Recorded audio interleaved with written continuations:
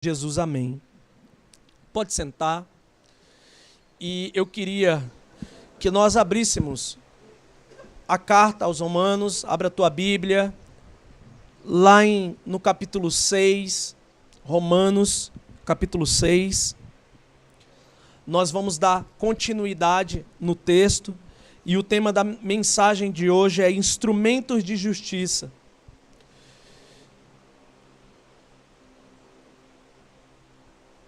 Romanos, capítulo 6, versículo do 12 ao 14. Nós finalizamos na semana passada a ideia de que nós estamos mortos para o pecado. Estamos mortos para o pecado e vivos para Deus, com uma funcionalidade. Hoje nós vamos entender essa funcionalidade da vida do crente, do cristão, aqui nessa terra, enquanto ele é peregrino. O texto começa assim: portanto, não permitam que o pecado continue dominando os seus corpos mortais, fazendo que vocês obedeçam aos seus desejos. Não ofereçam os membros do corpo de vocês ao pecado, como instrumentos de injustiça. Antes, ofereçam-se a Deus, como quem voltou da morte para a vida, e ofereçam os membros do corpo de vocês a Ele, como instrumentos de justiça. Pois o pecado não os dominará, porque vocês não estão debaixo da lei, mas debaixo da graça. Queridos, toda ferramenta que nós conhecemos, ferramentas de construção, ferramentas que usamos no nosso dia a dia, por exemplo, a chave é uma ferramenta. Nós usamos ela para entrar em casa. Essas ferramentas, elas possuem uma utilidade, ou quem sabe, múltiplas utilidades. Um determinado objeto carrega em si uma funcionalidade, pelo menos um objeto tem uma funcionalidade. E essa funcionalidade pode ser desvirtuada por quem está usando, por conta do pecado. Exemplo, para ficar mais claro, um martelo, ele é útil para um carpinteiro, para produzir alguma coisa. Mas esse martelo pode ser usado por um ladrão para entrar em uma casa. Então, por mais que o martelo tenha uma utilidade que é louvável, ele pode ter uma utilidade que é ruim também. A ilustração dada pelo apóstolo Paulo aqui, para refletir a nossa vida no cotidiano, é que nós somos instrumentos. Ora, nós vamos ser instrumentos de justiça, quando fazemos a vontade de Deus, e seremos instrumentos de injustiça, quando nós ouvirmos a voz do pecado, quando nós agirmos conforme os desejos da nossa carne. Nós fomos criados com uma boa utilidade. Fomos criados por Deus e o pecado desvirtuou a natureza humana. Eu vou dar alguns exemplos. O homem deveria cuidar da criação, daquilo que foi criado, mas se tornou um predador feroz. Um predador que destrói e não cuida. Esse é um exemplo. O homem deveria amar o seu próximo, viver num relacionamento de harmonia com o seu próximo. Mas desde que o pecado entrou na humanidade, os homens acabam vivendo relacionamentos utilitários, usando as pessoas, amando as coisas e usando as pessoas. Isso fica muito claro quando nós olhamos a sociedade. E muitas vezes quando nós olhamos o nosso próprio coração. Em Cristo nós somos salvos. E aqui eu queria que prestássemos um pouco atenção, porque recebemos uma nova natureza. Nós morremos para o pecado, estamos vivos para Deus e recebemos uma nova natureza para viver essa vida. Essa nova natureza, ela é alinhada com Deus e ela é capaz de fazer a vontade do Pai. Com isso, quando nós obedecemos a Deus, nós deixamos de ser instrumentos de injustiça, praticar coisas que são terríveis aos olhos de Deus e terríveis falando sobre relacionamentos também, e passamos a ser instrumentos de justiça. O texto base que nós lemos de Colossenses capítulo 3, do versículo 1, 17, o texto de apoio, ele nos fala que a nossa carne ela é tendenciosa para fazer a nossa vontade, saciar o nosso pecado. E nós devemos mortificar essa carne. Em contrapartida, Deus nos dá a possibilidade de, ao abandonarmos a ira, por exemplo, nos dá a mansidão, a capacidade de sermos mansos, a lidar com os problemas de uma maneira diferente. Agora, para nos tornarmos um instrumento de justiça, eu preciso dizer para você que isso é um processo. Não é algo que acontece instantaneamente. Porque a nossa vida inteira foi vivida no pecado, forjada no pecado. Então, nós aprendemos a viver de maneira pecaminosa. Quando Cristo nos salva, Ele vai nos ensinar a viver uma maneira agradável a Ele. E essa maneira vai entrar em choque com a antiga maneira de viver.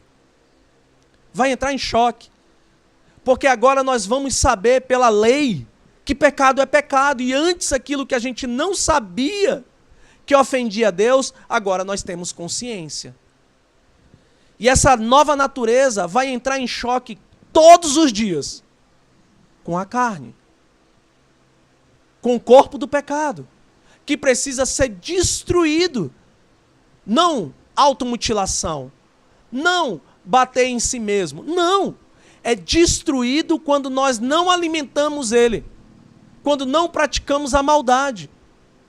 É dessa forma que ele é mortificado. É dessa maneira. Mas é um processo.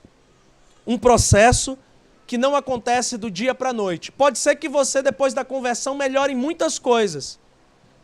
Mas pode ser que para outras coisas você demore um pouco mais a entender que o certo de Deus é diferente do seu certo. E que o seu certo muitas vezes visa saciar o seu desejo pecaminoso. Nós veremos 3 orientações que nos ajudarão nesse processo. Nós precisamos ser ajudados, e a palavra de Deus, ela nos traz as referências aqui exatas, que podem nos ajudar. A primeira orientação é: o pecado não pode dominar. O pecado não pode nos dominar. Essa é a primeira orientação.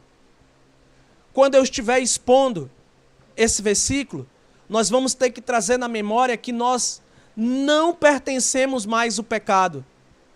Nós não somos mais escravos do pecado. Cristo nos libertou. Então é isso que a gente tem que trazer à memória. Nós não podemos mais ser dominados por esse pecado. A segunda orientação é não oferecer o corpo ao pecado. Quando eu estiver também expondo esse texto, você tem que trazer à memória que você não pode colocar a tua vida em uma zona de risco, onde nessa zona de risco vai favorecer com que você peque. Ainda tem isso, não é problema só de dominar, é não se expor a realidades nas quais você certamente irá cair. Passe longe do abismo. E a terceira e última orientação é oferecer o corpo para Deus. Se você não vai mais oferecer o corpo para o pecado, e nós vamos entender o que significa essa palavra oferecer, você vai oferecer o teu corpo a Deus, e assim será um instrumento de justiça. Vamos lá. Primeiro, olha para o versículo 12 do texto. Portanto, não permitam que o pecado continue dominando seus corpos mortais, fazendo que vocês obedeçam os seus desejos. Então, a primeira orientação é: o pecado não pode dominar. Escreveu aí? O pecado não pode dominar. Por quê? Porque Jesus Cristo, nos libertou do domínio do pecado. Antes, o pecado reinava como um senhor, um soberano sobre as nossas vidas. sem que tivesse qualquer oposição da nossa parte. Pecávamos de maneira deliberada. Fazíamos o que bem entendíamos, o que estava diante de nós e fosse do nosso interesse, não importava. O nosso desejo estava em primeiro lugar. Mas depois de Cristo, nós entendemos que isso é uma falácia, é um engano, é uma mentira. O prazer imediato não produz satisfação completa. O prazer imediato traz dor e sofrimento a curto, médio e longo prazo. Nós entendemos na salvação que Cristo morreu para que os nossos pecados fossem perdoados. Que Cristo entregou a sua vida por nossa causa. Ele nos substituiu na cruz. A cruz era para nós. Nós entendemos isso na salvação. E entendemos o que foi feito na cruz em nosso favor. Pela fé nós entendemos isso. E aí entregamos a nossa vida, o nosso ser a Deus. Ou seja, deixamos de ser pessoas regidas pelo pecado, pelo rei pecado, e agora o nosso rei é Jesus. Aquele que não gera um prazer imediato, mas um prazer constante, alegria, paz, que ecoará para a eternidade, salvos eternamente. Isso é extraordinário. Não havia limites quando o assunto era pecado na nossa vida. Não havia limites. Começa com pequenas coisas e depois vai alterando, alterando, sempre para mais, nunca para menos. Você já reparou isso?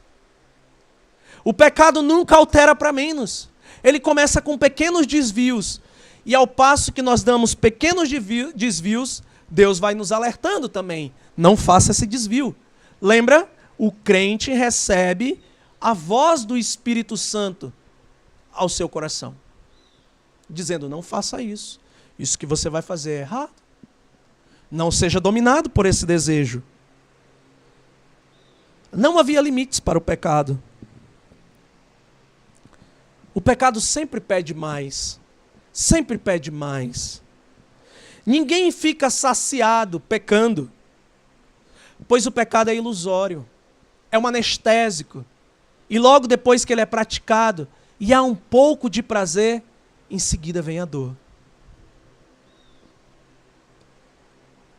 Quando o pecado reina, ele exige sujeição. Então dá aquela ideia da pessoa não conseguir se libertar. Porque ele exige sujeição.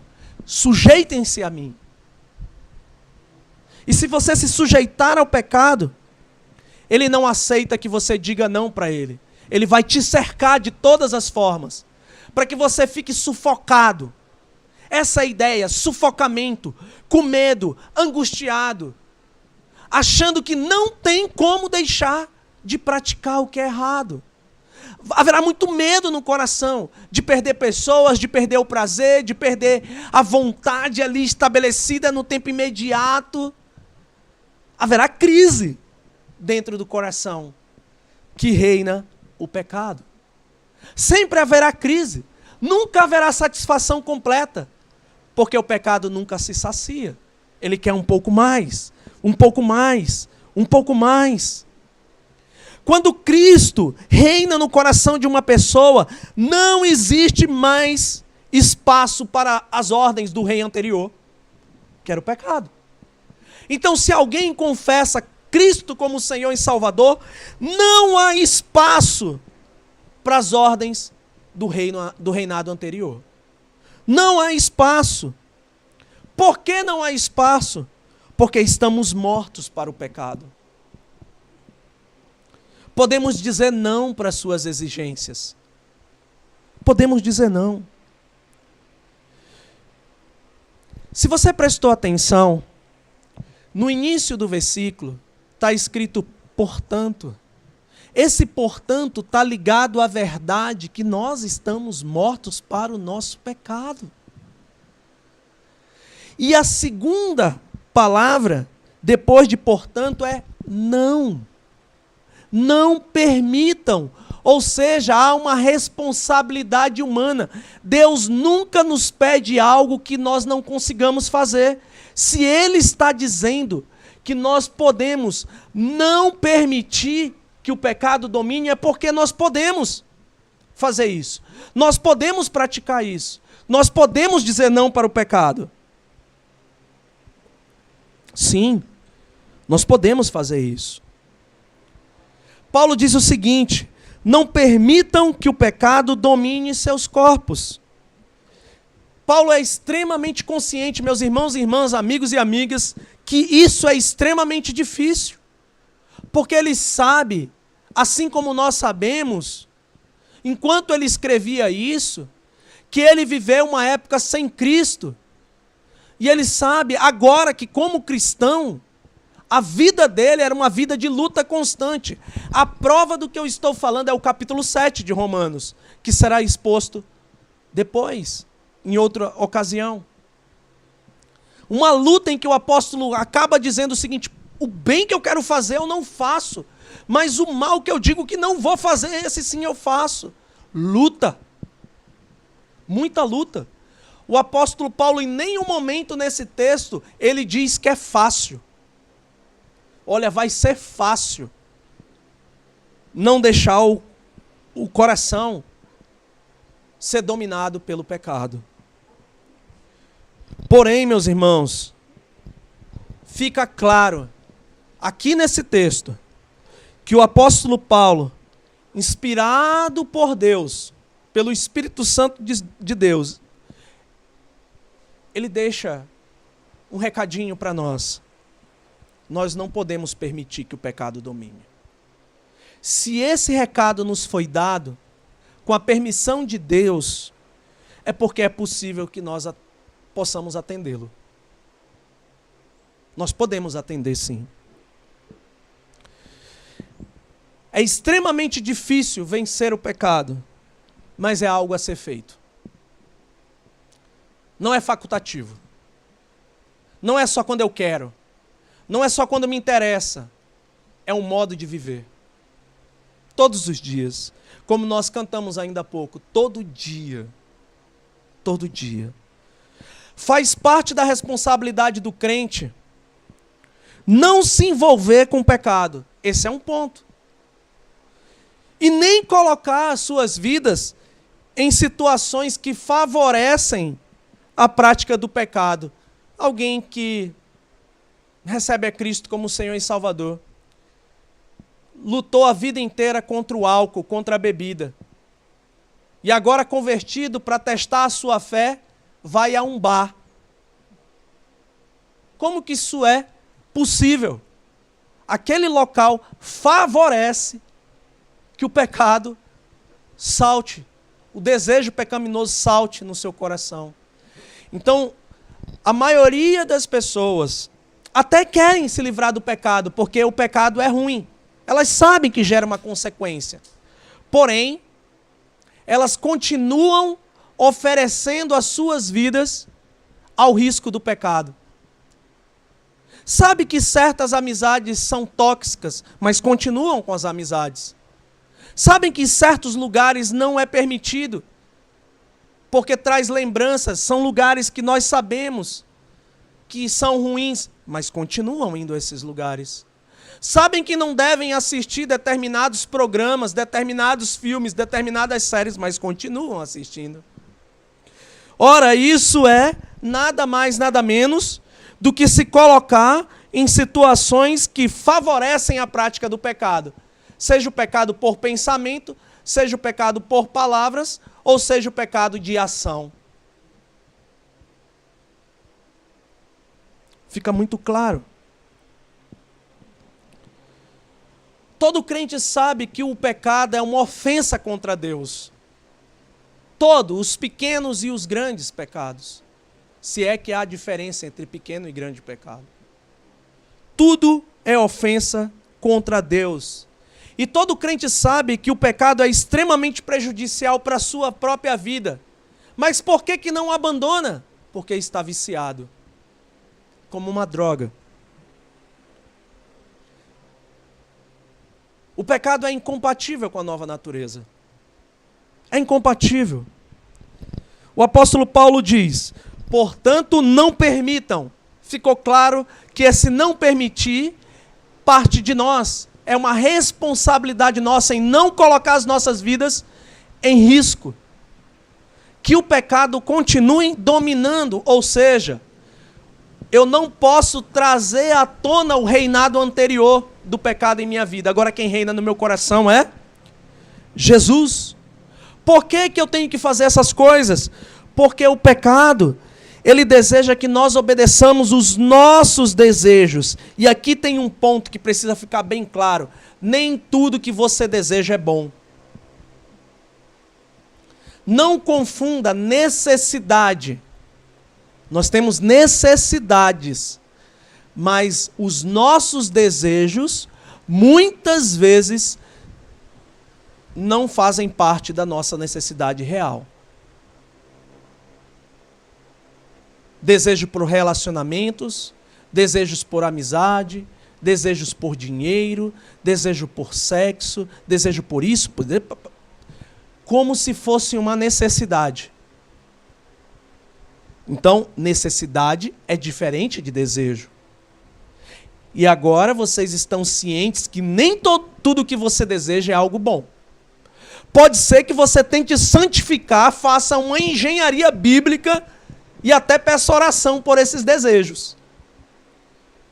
Mas mesmo assim, ainda continuarão sendo desejos pecaminosos. Ainda continuarão sendo assim. Todo o desejo que ofende a santidade de Deus é um desejo pecaminoso. Todo o desejo egoísta que visa um bem pessoal, acima de tudo e de todos, é um desejo pecaminoso. Todo desejo que prejudica outras pessoas, que usa as outras pessoas, é um desejo pecaminoso. Todo desejo que aumenta o amor pelo mundo e afasta a pessoa de Deus é pecaminoso. A esse desejo, o apóstolo Paulo diz que nós devemos ter muito cuidado. Não deixe o pecado dominar, porque se o pecado dominar, ele vai tentar saciar esses desejos. Logo você está em apuros. Logo você caiu na armadilha. E você vai sofrer. Qual é o objetivo do pecado? O objetivo do pecado é fazer você errar o alvo. Qual é o alvo? Glorificar a Deus. E glorificar a Deus não é uma coisa ruim. É muito bom. É prazeroso. Traz alegria e paz no coração, que você nunca encontrará no pecado. Nunca encontrará no pecado. Só Deus pode trazer alegria e paz plenamente aos nossos corações. Então não deixe o pecado dominar o seu coração, porque o pecado não te trará boas coisas, bons sentimentos. O resultado do pecado é a morte. Nós veremos isso posteriormente também ainda dentro desse capítulo, em um outro momento. Qual é o alvo de Deus para as nossas vidas?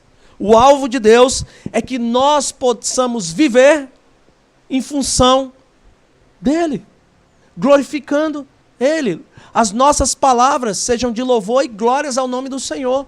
Nós acabamos de cantar isso também. Para ser instrumento de justiça, para ter uma utilidade nesse mundo e não ser somente um peso na terra, você precisa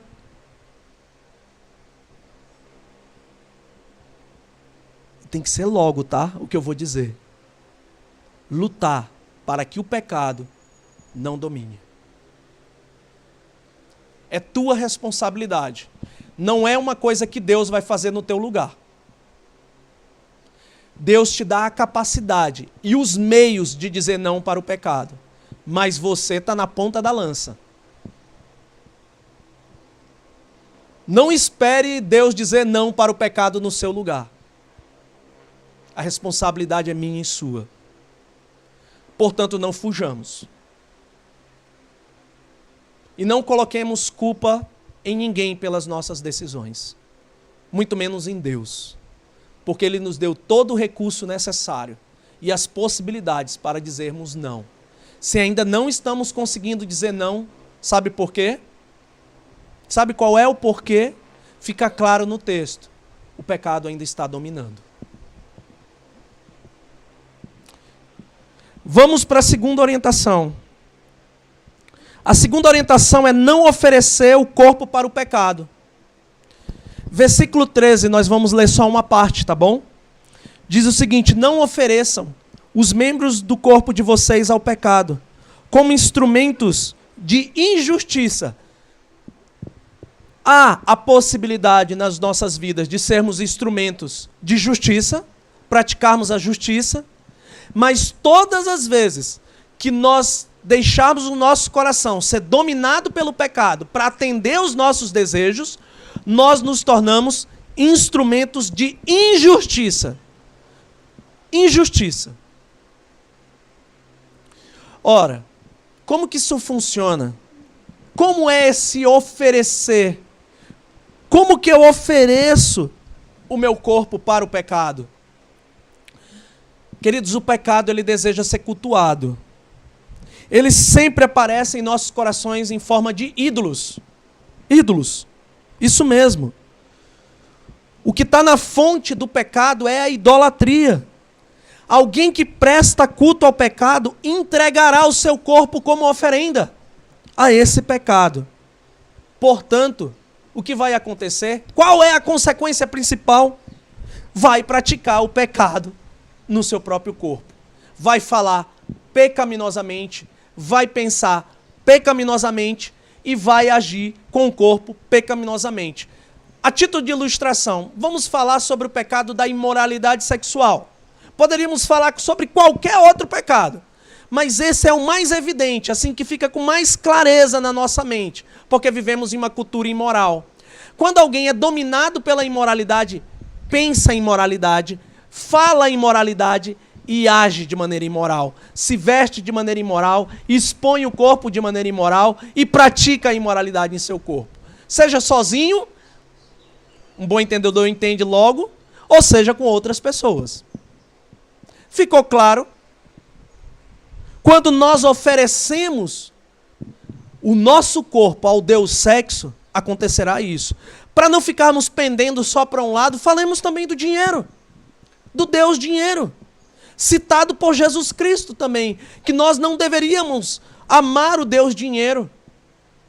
Paulo explica claramente que a raiz de todos os males é o amor ao dinheiro. Alguém que ama o dinheiro, pensa dinheiro, fala sobre dinheiro e vive exclusivamente para o dinheiro, a ponto de sacrificar a sua família, as pessoas, tudo ao seu redor. É dessa maneira que nós oferecemos o nosso tempo, a nossa vida para o pecado. Eu acredito que ficou bem claro. Quando emprestamos o nosso corpo ao pecado, somos instrumentos de injustiça. Somos instrumentos de injustiça. Por mais que isso gere um prazer, uma satisfação, dê a possibilidade de ficar feliz momentaneamente, mas fiquem cientes que estamos agindo como instrumentos de injustiça. E nesse momento, toda a nossa ação será para saciar o nosso egoísmo. O Deus eu. O Deus eu. Eu quero, eu preciso, eu tenho que ter isso, eu tenho que fazer aquilo. Todo o início de todas essas frases que eu citei está escrito eu. Qual é o Deus que está sendo adorado? O Deus eu.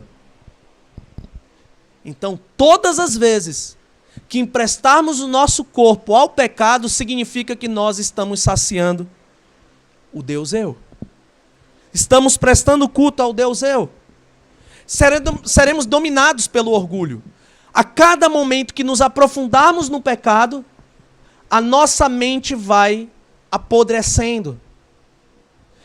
E nós vamos ser tão dominados pelo orgulho a ponto de não aceitar nenhum tipo de exortação. Ninguém pode dizer não para o meu pecado. Eu não digo não para o meu pecado. Ninguém pode falar sobre o meu pecado, muito menos Deus. Essa é a razão das pessoas excluírem Deus da sociedade. Porque elas não querem falar sobre o assunto pecado.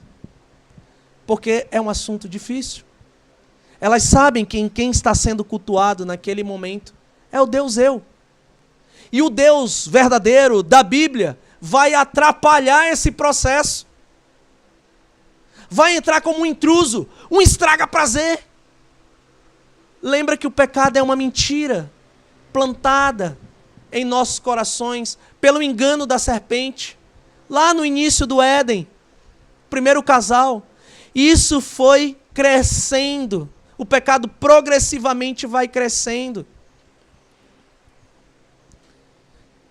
Daí você vai ver uma sociedade que não tem escrúpulos, a ponto de, no momento de pandemia, ser tão corrupta e comprar respiradores a preços exorbitantes. Não ter nenhum tipo de carinho pelo próximo, amor pelo próximo. Está aí a razão, queridos. A razão é essa. A razão é essa de alguém chegar e quer um celular, pegar uma arma junto com um amigo numa moto, ir lá, roubar o celular e dar um tiro em outra pessoa. Está aí a razão. Está dominado pelo pecado. O desejo agora de saciar a sua vontade está presente e vai fazer tudo para cumprir aquilo que quer. Mas lembra do que eu disse no início? Começa com pequenos desvios. Não são desvios grandes. Tem gente que pensa, nunca pensei que aquela pessoa... Sim, aquela pessoa pode fazer qualquer coisa. A gente meio que vai sendo negligente em analisar os pequenos desvios que vão acontecendo durante a nossa própria vida. Quando vê, nós já estamos dentro da gaiola do pecado novamente. E dentro da gaiola, nós vamos agir para saciar o nosso egoísmo. E se a gente passar muito tempo lá dentro, nós vamos começar a achar que nós temos a razão. E Satanás vai nos enganar, dando mais prazer, mais prazer, mais prazer. A ponto da gente achar a igreja é errada, Deus é errado, a Bíblia é errada, o pastor é errado. Tudo é errado que aponta para Deus. Eu preciso satisfazer o meu Deus, eu. Só que isso pode durar um bom tempo. Alguém pode morrer dessa forma. Mas o destino eterno é terrível. É um inferno. O destino eterno é um inferno. Oferecer o corpo para o pecado é servir ao diabo. Sim, é fazer a vontade do inimigo de nossas almas. A Bíblia diz que Satanás é o pai da mentira. Quando as pessoas mentem umas para as outras, elas estão reproduzindo o comportamento de Satanás. Estão imitando, estão servindo ao inimigo de nossas almas. Mesmo sabendo que a mentira causa estragos terríveis no relacionamento entre as pessoas. Mesmo assim. Quem oferece o corpo ao pecado é um instrumento de injustiça e servo de Satanás. Caso não se arrependa, caso continue assim, ficará evidente quem reina em seu coração. O pecado. Ficará evidente. Essa pessoa está a serviço das trevas. Está a serviço das trevas. Se morrer sem arrependimento, se passar dessa vida para a vida eterna, terá sérios problemas de maneira irremediável. Não vai ter mais como consertar. Não vai ter como consertar. A primeira orientação é: não deixe o pecado dominar. O pecado não pode dominar. A segunda orientação é não oferecer o corpo para o pecado. Vocês entenderam que é grave isso. É prestar culto a mim mesmo, ao meu egoísmo. E a terceira orientação é oferecer o corpo para Deus. E aqui é a ideia de cultuar a Deus. Todos os dias. Em todas as áreas da nossa vida. Não só do domingo, nesse dia de culto. Vamos continuar o versículo 13 e ler o 14 também.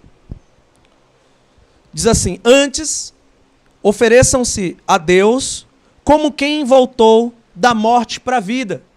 Ou seja, recebeu mais uma chance. A última chance foi dada. E ofereçam os membros do corpo de vocês a Ele, como instrumentos de justiça. Pois o pecado não os dominará, porque vocês não estão debaixo da lei, mas debaixo da graça. Ora, o pecado não é mais o rei das nossas vidas. Quem é o nosso rei? Jesus é o nosso rei. É ao nosso Deus que prestamos culto. Logo, o crente deve oferecer todo o seu ser, todo o seu viver, inclusive o seu corpo, somente para o Senhor. E não é, como eu disse na outra mensagem, se mutilar, se debater. Não é isso. Como oferecemos o nosso corpo a Deus? Obedecendo às diretrizes de Deus. E as diretrizes de Deus são protetivas. Não são estraga prazer. É bom para nós. Agora a gente entende que o pecado fez muito mal na nossa vida. E agora a gente tem como viver diferente. E ter prazer nisso tudo. E Deus vai olhar as minhas necessidades. Deus vai olhar aquilo que de fato eu preciso. E Ele me dará. E eu posso confiar nisso. E Ele me dará aquilo que eu preciso a seu tempo. Ele dará. Porque Ele não nos decepciona. Pessoas nos decepcionam. Decepcionam. Mas Deus nunca decepciona. Deus nunca se engana. Deus nunca prega uma peça na gente. Ele prepara o nosso coração para receber uma bênção. Ele lida com o mais profundo do nosso ser, para que a gente possa aproveitar o que Ele tem de melhor para nós. Por isso as medidas de Deus são protetivas. Guarda o nosso coração de sair brigando com as pessoas na rua, de sair usando as pessoas. Ele guarda isso. A gente começa a ser bondoso, começa a ajudar as pessoas, você vai se tornando instrumento de justiça, fazendo aquilo que é bom. Sim, estávamos mortos por conta do pecado. Estávamos, é uma realidade. Todos nós aqui. Mas Cristo nos deu a vida. E Cristo pode dar a vida àquele que está morto para o pecado. E tornar essa pessoa agora morta para o pecado. Ela estava morta por causa do pecado. Não tinha jeito de voltar à vida, a não ser por Cristo. E Cristo fez a parte dele. Cristo fez a parte dele. Agora cabe a nós fazer a nossa parte, fazermos a nossa parte. Se fizermos a nossa parte, Cristo providenciará o nosso atestado de óbito para o pecado. E nos dará um novo nascimento, uma nova vida. Com qual objetivo? A gente voltar a ser útil nessa terra. Curar o nosso coração da nossa maldade. Sabe a paz que a gente quer sentir?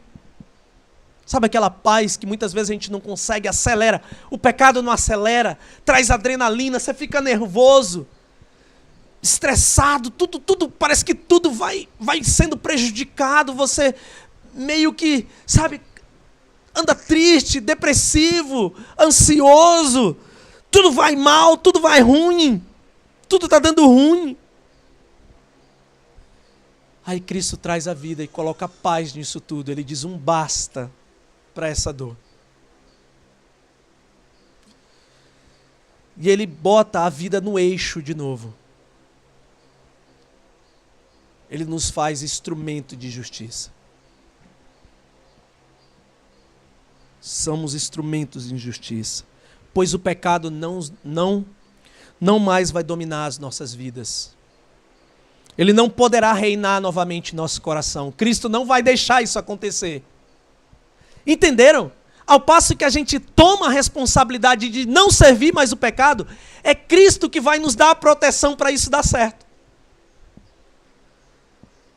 Cristo não vai permitir mais que o pecado sente no trono, que agora é ocupado por Ele em nossos corações. Ele reina. Ele vive. E um dia nós estaremos com Ele na sua glória. E o que nós temos hoje que nos revela o pecado? A lei aponta para o pecado. A lei enquadra o pecador e determina a sua sentença. Além de enquadrar, determina a sua sentença. Qual é a sentença para o pecado? Morte. Essa é a sentença. A lei não é esquecida. Ela tem validade. Ela mostra o pecado. Porém, meus amados, quem está debaixo da graça de Deus, volta à vida. É capaz de dizer não para o pecado.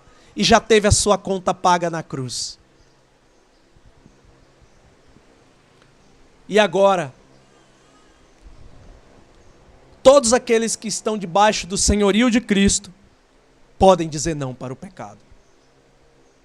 Eu e você podemos dizer não para o pecado. E quando nós dizemos não para o pecado, nós estamos oferecendo nosso corpo agora para Deus. Essa vida começa a ser diariamente um prestar de culto a Deus. Quando dizemos não para o pecado, estamos prestando culto a Deus. Conclusão: nós não somos mais escravos do pecado. Ele não reina mais em nossos corações. Nosso rei é Jesus. E ele requer, nessa manhã, que nós entendamos, de uma vez por toda, que nós somos instrumentos de justiça e não de injustiça. Nós precisamos viver segundo os seus mandamentos, praticando a sua vontade. Antes de finalizar, eu queria trazer 3 aplicações. A primeira é um encorajamento. Um encorajamento para você que tem vivido como instrumento de justiça. E tem sofrido por causa disso. Porque pessoas se afastam de você, você acaba dizendo não para algumas coisas e tem prejuízo. Eu quero te encorajar. Deus tem se alegrado com a sua vida. A palavra de Deus me respalda a dizer isso. Deus tem se alegrado com a sua vida. Você pode estar tendo um prejuízo momentâneo, mas mesmo assim, Deus tem se alegrado com a sua vida. Ele sabe o quanto é difícil a luta contra o pecado. E Ele tem se alegrado vendo você dizendo não para o pecado. A mensagem dele para você nas Escrituras Sagradas é: em breve lhe darei a coroa da vitória. A mensagem de Cristo para aqueles que estão lutando contra o pecado é: em breve lhes darei a coroa da vitória. Fique firme, pois você verá o seu rei face a face. É uma questão de tempo. É uma questão de tempo. A segunda aplicação é para você que é cristão, mas constantemente tem andado triste por conta do pecado que ainda você não consegue abandonar. Esse pecado te assombra, te detona, te leva lá para baixo, faz você até duvidar da tua salvação. Querido irmão, querida irmã, a prisão está aberta. Está aberta. Você foi perdoado. Você foi perdoada. É irrevogável esse decreto eterno de perdão. É irrevogável. Você agora tem paz com Deus. Portanto, decida hoje não ser mais um instrumento de injustiça. Ouça a voz de Deus. Feche os seus ouvidos para a voz do acusador. O recado de Jesus para você é o seguinte: venham a mim todos os que estão cansados e sobrecarregados, e eu vos aliviarei. Chega. Chega. Deus te fez um instrumento de justiça. E última aplicação. Dessa vez eu vou me dirigir às pessoas que chegaram até o fim dessa mensagem e constataram que são totalmente dominados pelo pecado. Totalmente. Não estão vendo saída em suas vidas. Tem pensado em morte, tem pensado coisas que nem são dignas de serem faladas. A vida está um caos, uma bagunça. Eu quero me dirigir a você.